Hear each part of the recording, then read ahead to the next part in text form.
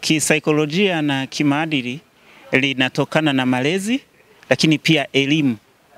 Mara kwa mara wanaume katika malezi yao hawashirikishwi kushiriki malezi. Kwa mfano, tunaona majukumu mama huwa yanaelekezwa kwa watoto wa kike. Tunasema majukumu mama ambayo ni ya majukumu ya feminine.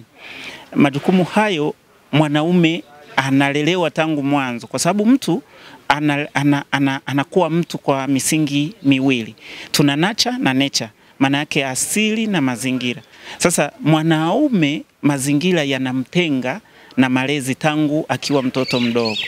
Tunampa ubaba, na ubaba mara nyingi ni wa kifeudo, ni wa kikabaila, ni wa kiutawala.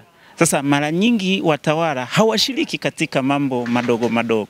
Kwa hiyo wanaume wanajengwa kisaikolojia kwamba ni watawala, na hilo limeingia kwenye vichwa vya wengi mpaka likawa utamaduni, likawanacha wanaume, ikaonekana kama ndivyo ilivyo. Kumbe msingi mkubwa tunaotakiwa sasa hivi ni kuwaondoa na kuwapa elimu sahihi kwamba malezi ni ya wote, na malezi yanaanzia mimba. Ndilo hilo tunalotaka kuwafanya. Lakini kwa kuwa mwanaume abebi mimba, anaona si wajibu wake, lakini wajibu wa kutunza mtu mwenye mimba ni mwanamume zaidi ambaye anabeba msalaba huo.